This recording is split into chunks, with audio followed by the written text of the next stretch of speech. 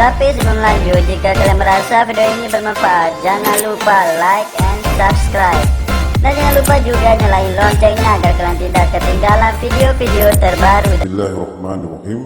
Assalamualaikum warahmatullahi wabarakatuh. Alhamdulillahilladzi arsala rasulahu bil huda wa dinil haq liyuzhirahu 'ala ad-din kullihi wa kafa billahi shahida. Ashhadu an la ilaha illallah wahdahu la syarika lah wa ashhadu anna Muhammadan abduhu wa rasuluh la nabiyya ba'dah. Allahumma salli ala Muhammad wa ala ali Muhammad, amma ba'du. Para sahabat pencinta amal soleh yang dimuliakan Allah Subhanahu wa ta'ala, salah satu kewajiban seorang muslim adalah senantiasa berdoa kepada Allah Subhanahu wa ta'ala agar dapat dikabulkan keinginannya. Namun ada waktu-waktu terbaik yang dapat dilakukan seorang hamba saat memanjatkan doa. Salah satunya ketika bersujud. Doa merupakan bagian yang paling mendasar dalam beribadah. Dalam hadis disebutkan bahwa Rasulullah SAW bersabda, doa adalah sesuatu yang mendasar dalam ibadah. Seorang muslim hendaknya selalu meminta kepadanya. Siapa yang tidak meminta kepada Allah, Allah akan marah kepadanya. Dalam surat Ghafir ayat 60, Allah Subhanahu wa ta'ala berfirman, berdoalah kepadaku, niscaya akan aku perkenankan bagimu. Sesungguhnya orang-orang yang sombong tidak mau menyembahku akan masuk neraka jahanam dalam keadaan hina dina. Dalam keadaan sujud merupakan saat yang paling dekat antara hamba dengan Allah Subhanahu wa ta'ala. Namun sayangnya, sebagian muslim ada yang terburu-buru ketika bersujud dan meninggalkan berdoa pada saat itu. Padahal Rasulullah SAW bersabda, ketahuilah, aku dilarang membaca Al-Quran dalam keadaan ruku atau sujud. Adapun ruku maka agungkanlah Rabb Azza wa Jalla, sedangkan sujud maka berusahalah bersungguh-sungguh dalam doa sehingga layak dikabulkan untukmu. Maka dari itu, pada kesempatan yang berbahagia ini, saya ingin menyampaikan sebuah kisah nyata tentang bacaan doa pada zaman Rasulullah SAW, di mana ada seseorang yang berdoa dengan doa ini di waktu sujud terakhirnya.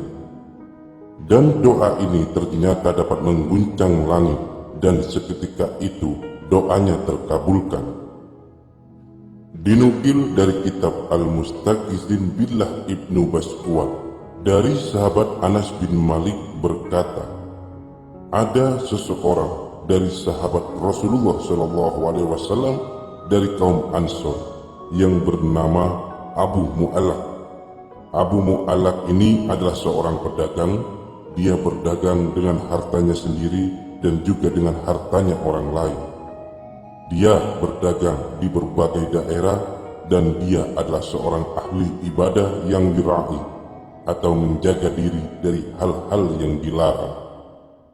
Suatu ketika, ia keluar untuk menjalankan usahanya. Namun di tengah perjalanan, ia dihadang oleh perampok dengan pedang terhunus di tangannya. Perampok itu berkata kepadanya, tinggalkan seluruh yang engkau miliki di tempat ini, karena saya akan membunuhmu.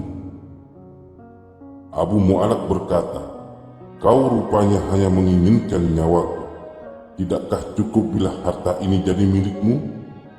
Perampok itu menjawab, adapun harta ini, maka ia telah menjadi milikku, dan saya tidak menginginkan yang lain kecuali kematianmu. Abu Mu'allaq berkata, baiklah, tapi saya minta syarat kepadamu. Apa syaratnya? Kata perampok tersebut. Abu Mu'allaq menjawab, biarkan saya sholat 4 rakaat terlebih dahulu. Perampok itu menjawab, sholatlah sesukamu. Abu Mu'allaq kemudian berwudu, lalu melaksanakan sholat 4 rakaat penuh kekhusyuan. Pada sujud terakhirnya, ia kemudian berdoa. Doa tersebut diucapkan sebanyak 3 kali. Tatkala doanya yang ketiga kalinya, tiba-tiba datang seorang kesatria berkuda dengan sebilah tombak di tangannya muncul, dan ketika melihat sang perampok, dia segera menyerang perampok tersebut hingga membunuhnya. Ia kemudian mendatangi Abu Mu'allaq dan berkata padanya, "Berdirilah." Mendengar perintah tersebut, Abu Mu'allaq tersentak kaget lalu berkata, "Demi ayah dan ibuku, siapakah Anda? Sungguh Allah telah menolongku hari ini melalui tangan Anda." Kesatria berkuda itu berkata, "Saya adalah malaikat penghuni langit keempat. Tatkala engkau memanjatkan doamu yang pertama, maka terdengarlah guncangan pintu-pintu langit. Ketika engkau mengucapkan untuk yang kedua kalinya, maka getaran doa itu pun terdengar oleh penghuni langit. Dan ketika engkau mengucapkan untuk ketiga kalinya, maka dikatakan padaku bahwa itu adalah doa hamba yang sedang dalam kesulitan. Saya lalu memohon kepada Allah agar menyerahkan tugas membunuh perampok itu kepadaku." Dan berikut ini adalah bacaan doa yang dibaca oleh Abu Mu'allaq tersebut. "Ya Wadud, ya Zal Arsyil Majid, ya Fa'al lima yurid, as'aluka bi'izzakal ladzi la yuram, wa bimulkikal ladzi yudam, wa binurikal ladzi mala arkana arsyik, an takfiyani syarra hadallis, ya Mugir. Agithni ya Mugith, agithni ya Mugith, agithni." Artinya, wahai Tuhan yang maha mencintai, Tuhan pemilik singgasana yang agung, Tuhan yang melakukan apa saja yang Dia kehendaki, aku memohon dengan keagunganmu yang tidak dapat digapai manusia dengan kerajaanmu yang amat luas, dan dengan cahayamu yang menerangi seluruh tiang singgasanamu, agar engkau menjauhkan aku dari kejahatan pencuri ini. Wahai Tuhan yang maha penolong, tolonglah aku. Wahai Tuhan yang maha penolong, tolonglah aku. Wahai Tuhan yang maha penolong, tolonglah aku. Anas bin Malik berkata, "Berbahagialah dan ketahuilah bahwa barang siapa melakukan wudhu dan sholat 4 rakaat, kemudian berdoa dengan doa tersebut, maka akan diijabah baginya, baik dia dalam keadaan kesulitan maupun tidak. Wallahu a'lam." Itulah bacaan doa yang dibaca oleh Abu Mu'allaq ketika sujud terakhirnya. Demikian apa yang dapat saya sampaikan. Semoga bermanfaat untuk kita semuanya. Jazakumullah khairan.